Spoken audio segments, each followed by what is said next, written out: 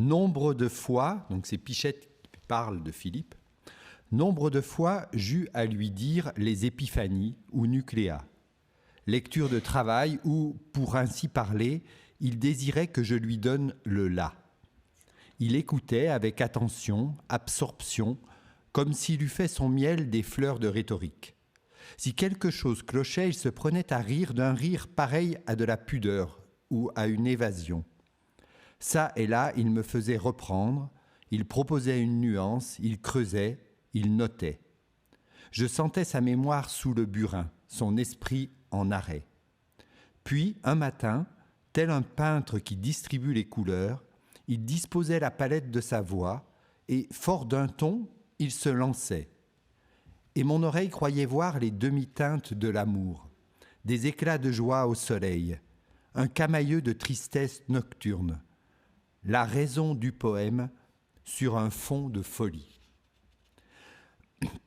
Ces quelques lignes extraites du poème d'Henri Pichette, Tombeau pour Gérard Philippe, disent combien les deux hommes étaient proches et aimaient travailler ensemble. Deux œuvres les réunissent. Les Épiphanies, créées le 3 décembre 1947 au Théâtre des Noctambules avec Gérard Philippe dans le rôle du poète, et Nucléa, créé le 3 mai 1952 au Théâtre National Populaire avec Gérard Philippe comme metteur en scène et comme interprète du rôle de Tellure. Deux aventures théâtrales totalement inédites qui font entendre des textes poétiques avec l'ambition d'être à l'avant-garde d'une nouvelle forme de performance scénique et vocale. Deux événements radicalement différents par les moyens dont ils disposent. Le premier, ceux d'un petit théâtre de la rive gauche, le second, ceux d'un théâtre national. Deux spectacles qui divisent le public, les uns enthousiasmés par la découverte d'une œuvre nouvelle et audacieuse, les autres accablés par une langue qu'ils ne comprennent pas. Les conditions de la création de Nucléa, et notamment la dimension sonore du spectacle, ont déjà été explorées par votre serviteur dans un article que vous avez eu la gentillesse de citer tout de suite. En revanche, les épiphanies qui l'ont précédé, en quelque sorte préparées, méritaient que l'on s'y penche pour elles-mêmes et pour faire apparaître la nature des liens entre les deux œuvres. C'est ce que je vais essayer de faire maintenant. Première étape, un théâtre brûlot. En 1947, Gérard Philippe a 25 ans. Il est une des étoiles montantes du cinéma et du théâtre français. Au théâtre, il a marqué les esprits lors de la création de Caligula d'Albert Camus en septembre 1945 au théâtre Hébertot. Et au cinéma, il vient d'obtenir le prix d'interprétation au Festival international de Bruxelles pour son rôle dans Le Diable au corps de Claude Autant-Lara, dont on vient d'entendre parler dans la bouche de Bernard, film qui sort en salle le 12 septembre 1947. Il est déjà une vedette, et c'est sur cette notoriété en pleine expansion, et celle de la jeune Maria Cazares, que le directeur du théâtre Édouard VII, Pierre Béteille, se fonde pour offrir son plateau aux Épiphanies, mises en scène par Georges Vitali. Quant à Henri Pichette, 23 ans, il est un jeune poète inconnu qui a traversé la guerre en passant d'une période zazou à un engagement dans les FFI. Il écrit ses premiers essais poétiques pendant l'occupation et se fait peu à peu une place dans les milieux littéraires. En 1947, il vient de publier ses A-poèmes chez Fontaine, édition illustrée d'un portrait de lui par Antonin Artaud, dont il était proche, et qui exerce sur son écriture une influence certaine. Ils ont fait paraître ensemble Xylophonie contre la grande presse et son petit public en 1946. Pichette était au Vieux-Colombier lors de la célèbre conférence d'Artaud le 13 janvier 1947. Et il était sans doute très au fait du dernier enregistrement Pour en finir avec le jugement de Dieu, donc enregistrement d'Artaud pour la radiodiffusion française. En effet, les deux enregistrements ont eu lieu les 22 et 29 novembre 1947, soit pendant les répétitions des Épiphanies. Et la distribution de Pour en finir avec le jugement de Dieu comptait notamment Maria Cazares et Roger Blin, eux-mêmes à l'affiche des Épiphanies. Cette concomitance fait naître une atmosphère particulière qui contribue sans doute à l'effervescence autour de la création de la pièce. C'est Georges Vitali qui fait connaître Henri Pichette à Gérard Philipe, pendant les représentations de Caligula où Vitali jouait Hélicon aux côtés de Philippe Caligula. Jeune metteur en scène, Vitali a 30 ans et vient de remporter le concours des jeunes compagnies pour sa mise en scène du Malcours de Jacques Audiberti. Il revendique un théâtre de rupture, un théâtre expérimental et veut lutter contre le marasme ambiant dans les salles de théâtre. Découvrant l'œuvre naissante de Pichette, il l'incite à écrire pour le théâtre. J'ai découvert cette pièce il y a 1 an, dit-il en novembre 1947. À la vérité, son auteur s'était déjà signalé à mon attention par un apoème. Et bien qu'il ne se sentît pas attiré par le théâtre, je lui avais demandé de penser à moi. Il ne devait pas me décevoir. Un dimanche, après s'être joyeusement diverti avec Philippe en faisant des autotamponneuses à la fête foraine du boulevard des Batignolles, donc devant le théâtre Hébertot, Vitali lui parle donc de Pichette et de ses apoèmes. Je soutenais que ce nouveau poète, à peine démobilisé et encore angoissé par la mitraille, avait le génie et tout le vécu voulu pour écrire un grand poème épique que j'aimerais porter à la scène. Philippe est aussitôt partant pour participer à cette aventure que Vitali qualifie de théâtre brûlot. L'engagement de Philippe est déterminant, comme en témoigne Vitali, grand admirateur du comédien et de l'homme. Vitali écrit donc à propos de Philippe, par l'étonnante conviction qu'il communiquait à son entourage. Il redonnait au travail théâtral une vie intérieure, une chaleur, un sens. Sa générosité, son appétit d'action belle, son enthousiasme débordant étaient pour nous une source d'énergie sans cesse renouvelée. Il était la force et la foi. Et il semblait laisser comme par inadvertance son empreinte dans chacune de ses entreprises. Donc, grande amitié entre Vitali et Philippe, mais de même, entre Pichette et Philippe, une grande amitié va naître, doublée d'une admiration réciproque. Cette relation profonde entre les deux hommes est le reflet des affinités électives entre la poésie de Pichette et le jeu de l'acteur Philippe. Poète du mouvement surtout, Pichette aime bondir de verbe en verbe, mangeant parfois la ponctuation pour s'interdire de reprendre souffle, trouvant son allégresse à accélérer les sonorités dont le crépitement provoque la flamme. Le style doit prendre comme le feu, tel est son mot d'ordre. Il trouve son instrument avec la voix de Gérard Philipe, une voix, et là je reprends les mots de Julia, une voix aux multiples registres, une voix qui parle, une voix qui vibre, une voix qui chante, une voix qui crie. Pour écrire sa nouvelle œuvre, Pichette a donc besoin de l'écoute et de la voix de Gérard Philipe. Dès la rédaction des 12 premières pages des Épiphanies, l'auteur les envoie au comédien, qui sera son interprète principal. Comme en témoigne Tombeau pour Gérard Philipe, le passage de l'écrit à l'oral, et en particulier à la voix de Gérard Philipe, est déterminant pour valider le texte. Philippe n'est d'ailleurs pas simplement le porte-voix de la poésie de Pichette, il fait des suggestions et des remarques au fil de la découverte du texte. Par la suite, alors que Philippe a rejoint l'Italie pour le tournage de La Chartreuse de Parme, Pichette continue à lui envoyer le texte et Gérard Philipe le fait lire à sa partenaire, Maria Casares. Tout se présente donc pour le mieux. Gérard Philipe signe son contrat avec le directeur du théâtre Édouard VII le 22 octobre 1947 et les répétitions peuvent commencer. Gérard Philipe et Maria Casares répètent une pièce qu'ils aiment, affirme Henri Spade dans Paris Presse. Au même moment, pourtant, au théâtre, le torchon brûle. Le directeur assiste à une répétition et découvre le texte. Il refuse alors de le programmer. Le monde du théâtre est accablé par l'attitude désinvolte d'un directeur qui ne lit pas les pièces qu'il produit. Le Figaro, sous la plume de Jean-Baptiste Génère, titre « Le scandale de ceux qui font leur métier ». Maria Casares s'indigne et défend le spectacle. Où est donc le scandale ? Nous l'ignorons. Peut-être dans l'esprit révolutionnaire, peut-être dans une certaine sensualité qui s'exprime davantage par le rythme des mots que par les jeux, peut-être tout simplement dans le refus de l'hypocrisie. Henri Pichette publie dans Combat une longue tribune dénonçant la défaillance de Béteille et affirmant « Nous ne nous priverons pas d'amorcer encore le problème de l'art brûlant, celui de la vie intérieure et de ses risques. » Avant même la première, donc, alors même que le texte n'est connu que de quelques-uns, un parfum de polémique plane déjà autour de la création des Épiphanies. Deuxième temps, un spectacle gigantesque pour un théâtre de poche. En effet, après la défaillance du directeur d'Édouard VII, une issue est bien vite trouvée par Georges Vitali et Gérard Philipe.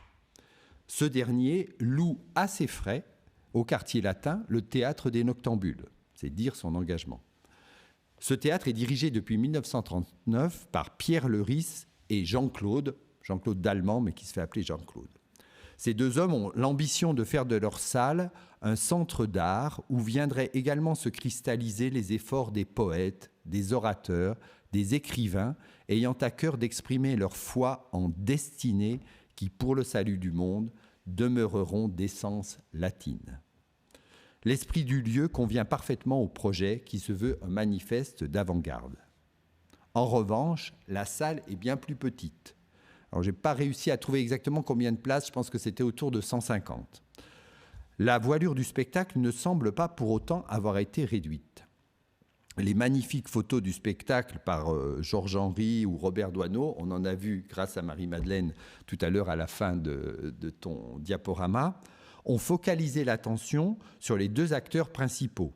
Et il est vrai que Gérard Philipe, qui joue le rôle du poète, tient vraiment une place centrale. Mais le programme et le texte font apparaître une œuvre bien plus collective. Les Épiphanies ne comptaient pas moins de 12 comédiens et comédiennes visibles sur le plateau, plus 3 qui faisaient des voix au micro. Parmi eux, on note d'ailleurs la présence de Jean Etly, qui n'était autre que le metteur en scène de Caligula. Les décors se limitent à des toiles de fond dessinées par Roberto Matta, donc qui est un peintre chilien longtemps proche des surréalistes, chef de file dans l'utilisation de l'automatisme, une méthode novatrice pour faire jaillir les flux de pensée du subconscient afin de les utiliser dans la création artistique. C'était parfait pour la poésie de Pichette. En septembre 1947 se tient à Paris d'ailleurs, donc au moment de la création des Épiphanies, la première exposition monographique de Matta à la galerie René Drouin, pour laquelle André Breton écrit un texte intitulé Préliminaire sur Matta. Outre l'étoile, pour la deuxième partie, la deuxième épiphanie, qui est intitulée L'amour, il y a aussi un praticable incliné de 30% vers la salle, recouvert d'une peau de bête blanche, de manière à mettre en valeur les mouvements de Philippe et Cazares enlacés langoureusement, comme on le voit sur les photos. Donc les deux comédiens jouent dans des costumes de tous les jours, au sol, sans meubles ni accessoires. Les didascalies de la version éditée de la pièce indiquent quelques effets d'éclairage, comme les étapes successives de la course du soleil, ou, dans L'amour, un faisceau de lumière qui éclaire le visage du minot. Alors là, c'est un peu étonnant puisque c'est un personnage réputé invisible par ailleurs et qui est dans la catégorie des voix au micro. Il y a donc une dimension visuelle au spectacle, mais elle est sobre et abstraite et clairement au service des comédiens et de la dimension sonore du spectacle. Alors le texte lui-même est constitué de 5 épiphanies, intitulées La Genèse, L'amour, la guerre, le délire et l'avènement. Le personnage principal est le poète, interprété par Gérard Philipe, qui n'est autre que l'alter ego de l'auteur. Il est comme le porte-parole d'une génération qui est devenue adulte pendant la guerre et veut, contre vents et marées, lancer un message d'espoir. Il est entouré de l'amoureuse, Maria Cazares, de l'ami, Michel Michalon, et de Monsieur Diable, Roger Blin. Les autres figures se nomment l'index, l'homme, au sens homme dans la méditation, l'illuminé, l'impératif, le tapageur, fébrile, le bachelier, la communiante, auxquels s'ajoutent 3 voix au micro, l'intérim, la bandeuse et le minot. Ces rôles secondaires, créatures plutôt, comme le dit Georges Vitali, réduite aux simples formules et à la répétitive rituelle, serviteur de la nouvelle humanité, répondait aux signes inscrits sur un clavier. Alors l'édition de 1948 du texte chez l'éditeur qui s'appelait K fait en effet apparaître dans la distribution, en face de chaque personnage, un signe typographique. Un P pour le poète, un M pour Monsieur Diable, un A pour l'amoureuse, un cheval pour la bandeuse, une demi-lune pour la communiante, un œil pour le fébrile, etc.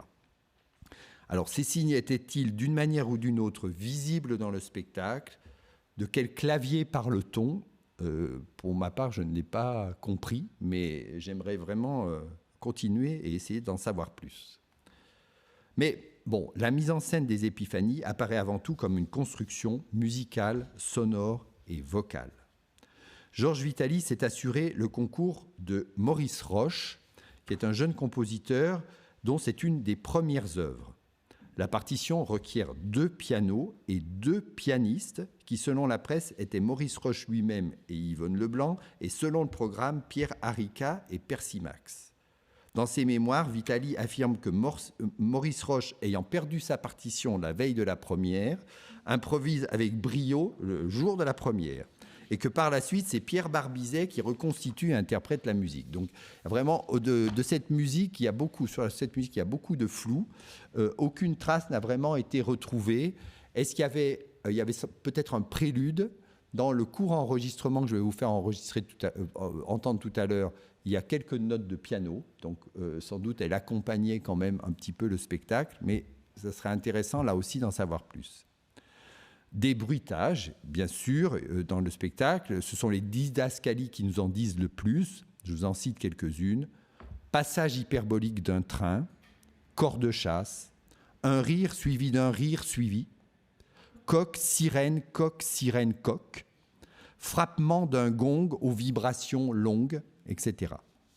Louis Rouanet, dans sa préface à la réédition, y voit une réminiscence de la jeunesse de Pichette, marquée par la guerre et la violence de l'occupation. Confronté au sortir du lycée avec la terreur brune de l'exode et de l'occupation, engagé plus tard dans les colonnes de marche au travers de la forêt noire, Pichette avait le droit, tout en suggérant quelques extraits sonores de l'époque 36-45 en arrière-fond, de se représenter lui-même sous le vacarme du champ de bataille et de se poser en victime révoltée. Sur cet arrière-plan de musique et de bruitage, parfois qualifié de radiophonique, se détache le langage, c'est l'enjeu de la pièce. Comme l'écrit Dominique Nord à propos de Pichette, sa poésie, bruit et fureur, n'est pas de celle qui se révèle à la lecture sous la lampe. Elle requiert la voix et l'oreille. De même, Vitali affirme « Les Épiphanies n'est sans doute pas une œuvre théâtrale au sens que l'on a coutume d'écouter, de donner à cette expression. Mais le cri humain qu'elle fait entendre ne saurait, me semble-t-il, laisser indifférent l'auditeur doué d'un peu de sensibilité. » Avec ce terme de cri, que l'on retrouve souvent sous la plume des commentateurs, c'est bien la filiation avec Artaud qui fait surface dans le texte de Pichette. C'est de cris aussi dont parle le tombeau de Gérard Philipe. Souvent, sa voix, la voix de Gérard Philipe, virait au cri, telle une alarme retentissante au fil d'une vie emportée à toute vitesse. Robert Kemp, qui est très ironique dans son article du Monde sur le spectacle et qui dénonce la fureur poétique, les déluges verbaux, le délire atomique dionysiaque du texte, souligne à sa manière, malgré tout en creux, la dimension sonore. Ces frénésies d'éloquence ont quelques interlocuteurs invisibles ou cachés, et ces derniers, penchés sur un micro, ont des voix caverneuses et des cris de sirène. Donc les micros amplifient et transforment la voix et font disparaître les figures émettrices. L'édition du texte de 1948 révèle aussi une bizarrerie, enfin quelque chose de très particulier, que ces dispositifs sonores permettaient de donner l'illusion de la ventriloquie de Monsieur Diable. C'est la mission qui est confiée à l'intérim, appelé aussi le haut-parleur de Monsieur Diable. Techniquement, on a donc affaire à une construction sonore assez complexe, au centre de laquelle s'exprime Gérard Philipe. Et là encore, je cite Robert Kemp, par un retournement métaphorique amusant, il conclut son article en saluant la performance de l'acteur. Notre chance, et celle de l'auteur, est qu'il est pour haut-parleur, pour mégaphone, Monsieur Gérard Philipe, le créateur de Caligula, qui rend tout clair, ou presque clair, et qui, lui, a probablement du génie. S'être mis ce texte en tête, le découper, l'éclairer, le lancer face à nous avec tant de fois d'intelligence et de voix, c'est l'écho moqueur à l'éloge de Pichette dans Tombeau pour Gérard Philipe quand il parle, comme je le citais au début, de la palette de la voix de l'acteur. Jacques Lemarchand, un des plus ardents défenseurs de la pièce, à laquelle il attache une extrême importance et qu'il voit comme une œuvre parfaitement désespérée et très purement anarchiste, souligne aussi la chance que représente la distribution pour l'auteur. Faire de sa pièce une œuvre vocale et sonore est le rêve de Pichette. La parole doit être visible, les gestes ou l'allure générale des miracles seront autant de phrases audibles pour les sourds. Gérard Philipe rend donc ce rêve possible. Alors, il reste un extrait sonore de la pièce, enregistré pour la radiodiffusion française. Je vais vous faire écouter ce petit extrait si je ne l'ai pas perdu, et sans prendre trop de temps.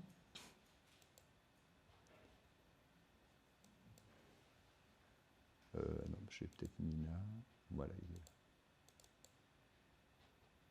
Je t'aime au fil de mes ongles, je te dessine, je t'endimanche, je te filtre dans mes lèvres, tu te ramasses entre mes membres, je m'évase, je te déchaîne, je t'imprime, je te savoure, je te rame, je te précède, je te vertige, et tu me recommences. Je t'innerve de musique, te gamme, te greffe, de moue, te luge, de hanche, de harpe, de herse, de larme, de myrrhe, t'infuse, de cyclis, de valve, de triangle, de pylône, de spirale, de bagage, de semence, hirondelle, te résonne, te reptile, te bobine, te tisonne, te migueule, te nageoire, de calcaire, de pulpe, de golfe, de disque, de langue, de lune, de givre, de chaise, de table, de mime, de marne, de meule. Ah. C'est très court, mais on entend, malgré la brièveté de l'enregistrement, et merci à Marion de m'avoir facilité beaucoup la tâche en repérant les enregistrements intéressants. D'ailleurs, je ne l'ai pas complètement exploité pour cette communication, mais bon, grâce à toi, j'ai cette petite perle à vous faire écouter. L'auditeur peut vraiment entendre d'abord le texte de Pichette et puis les souffles croisés des deux acteurs et le débit assez rapide de leur interprétation, le mode incantatoire qu'adopte en particulier Gérard Philipe dans ses tirades. Alors, pour conclure cette deuxième partie, c'est vraiment cet attrait de la nouveauté, cette construction sonore inédite, le parfum du scandale, la notoriété et le talent de Gérard Philipe, Cazares et Blin, la jeunesse sur les planches et dans la salle, qui ont fait des représentations des Épiphanies un véritable succès qui durera pendant les 30 représentations prévues. La pièce sera d'ailleurs reprise au Théâtre des Ambassadeurs en juillet 1948. Cette expérience ne pouvait que donner envie à Pichette et Philipe de se lancer dans une nouvelle aventure théâtrale, et ce sera Nucléa. Dernier volet, donc Nucléa, une nouvelle bombe théâtrale. À la veille de la création des Épiphanies, Le Spectateur, le journal Le Spectateur, titrait « Maria Cazares et Gérard Philipe lancent une bombe théâtrale ». 5 ans plus tard, à la veille de la création de Nucléa, le registre de l'explosion est aussi abondamment utilisé par la presse. Je cite un seul exemple. Le TNP fera exploser ce soir la seconde pièce d'Henri Pichette. Cette similarité de vocabulaire en dit long sur le lien fait entre les deux pièces, sur la vivacité du souvenir de la première et sur l'attente suscitée par la seconde. De prime abord, la situation semble pourtant assez différente. La salle de Chaillot, dont les travaux voulus par Villard viennent de se terminer, peut accueillir presque 15 ou 20 fois plus de spectateurs que les Noctambules. Le plateau est beaucoup plus vaste. Les moyens techniques sont sans commune mesure. Le TNP dispose d'ateliers de construction dirigés par un maître en la matière, Camille Demangeat. L'équipement acoustique auquel on faisait allusion tout à l'heure est à la pointe de l'innovation. On est loin des 2 pianos et des quelques micros du quartier latin. Jean Villard venant de faire installer un dispositif stéréophonique dans la grande salle avec la complicité de la RTF. Son théâtre va donc être le premier à expérimenter cette technologie nouvelle.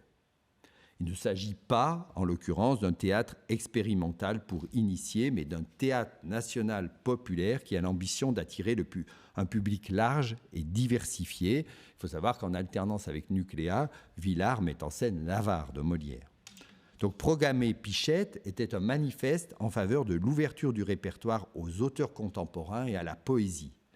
Même si les épiphanies ont été publiées aux éditions K dans une superbe composition typographique, et si Pichette est édité au Mercure de France et à l'Arche, il demeure un auteur confidentiel et un poète d'avant-garde. Le propulser sur la grande scène de Chaillot témoigne de la part de Villard, poussé par Gérard Philipe, d'une belle audace. Le risque est vraiment d'une autre ampleur que celui de Pierre Lerice et Jean-Claude, même si l'économie des petits théâtres de la rive gauche demeurait fragile. Les Noctambules en étaient à leur 9e année d'existence, alors que c'est l'ouverture du TNP. Quant à Gérard Philipe, à ce moment-là, sa célébrité n'a cessé de croître. Il tourne avec Max Ophüls, René Clair, Marcel Carné, il triomphe dans Le Prince de Hambourg, dans la cour du Palais des Papes. Il vient de signer avec Jean Villard son engagement au TNP. Il est donc un auteur particulièrement en vue qui n'a pas besoin de se plonger dans la poésie d'avant-garde pour sa notoriété. Autre nouveauté, c'est Gérard Philipe lui-même qui met en scène la pièce avec la troupe du TNP. C'est sa première expérience en la matière. Le noyau auteur-metteur en scène se resserre, tandis que l'échelle du spectacle grandit. Le processus d'écriture est d'ailleurs le même que pour les épiphanies. Il faut de nombreux échanges entre auteurs et metteurs en scène pour aboutir à la version finale du texte. Plusieurs éléments sont communs aux expériences de 47 et de 52. La volonté d'innover n'a pas quitté les 2 hommes. Ils seront donc les premiers à utiliser la stéréophonie au théâtre, le son en relief, comme on dit. La musique, là aussi, est confiée à un jeune compositeur, Maurice Jarre, qui est né en 1924, la même année que Maurice Roche. Donc il y a un phénomène de génération. Jarre vient d'être nommé directeur musical du TNP après avoir débuté à la compagnie Renaud-Barrault. Nucléa est une de ses premières partitions pour la scène. Pour la scénographie, Philippe se tourne vers l'artiste américain Alexandre Calder, alors qui est un plasticien de premier plan dont la carrière est déjà à son apogée, mais la nouveauté réside dans le fait qu'il contribue pour la première fois à la scénographie d'un spectacle. Il invente praticable, stable et mobile qui contribue au caractère spectaculaire et inédit des représentations. Hélène, la partenaire de Tellure que joue Gérard Philipe, s'appelle Jeanne Moreau. Elle a 24 ans. Elle vient de faire un passage remarqué comme pensionnaire à la Comédie Française. Elle a été engagée dans la troupe du TNP qui ne néglige pas totalement donc le vedettariat. Jeanne Moreau a déjà tourné pour le cinéma avec Jacques Becker et Jean Dréville. Sa carrière naissante s'inscrit plus dans l'institution que celle de Maria Casares, mais à n'en pas douter, sa notoriété joue un rôle dans l'attractivité de Nucléa auprès du public. D'ailleurs, les photographies du couple Philippe-Moreau dans Nucléa, prises par Agnès Varda, n'ont rien à envier avec celles du couple Philippe-Casares. La distribution compte 26 acteurs, un peu moins du double de 1947. Au centre de la pièce, un homme, Tellure, joué par Gérard Philipe, très comparable au poète des Épiphanies, militant pour un nouveau monde face à la guerre et à la menace nucléaire. Il est accompagné d'Hélène, héritière de l'amoureuse de 1947, et le couple doit faire face au sarcasme de Gladior, que joue Villard lui-même, nouvelle incarnation de Monsieur Diable. Si le personnage du passionné peut faire écho à l'illuminé de 1947, les autres, en revanche, s'éloignent un peu des entités abstraites des épiphanies et sont plus réalistes. Un paysan, une veuve de guerre, un capitaine. La nouveauté semble résider dans la présence de 2 chœurs, celui de la masse, c'est-à-dire les robots, et le chœur des opprimés. Certes, la dimension chorale était déjà présente en 1947, mais là, elle est vraiment renforcée. De même, les bruitages, qui sont un peu de même nature, bruits d'alerte, de guerre, d'avion, sont amplifiés et provoquent un effet beaucoup plus réaliste grâce à la stéréophonie. Après une première partie intitulée « Les infernales », où la guerre et l'oppression dominent, on passe à une seconde partie de transition, la parole éveillée, qui ouvre sur une dernière partie intitulée « Le ciel humain », en alexandrin et consacrée à l'amour. Donc vous voyez, même si les choses sont différentes, on est vraiment dans une construction assez proche des épiphanies. Les thématiques sont semblables entre les deux œuvres et expriment les élans et les cris d'une génération qui, en 1952, ne voit pas son horizon tellement s'éclaircir.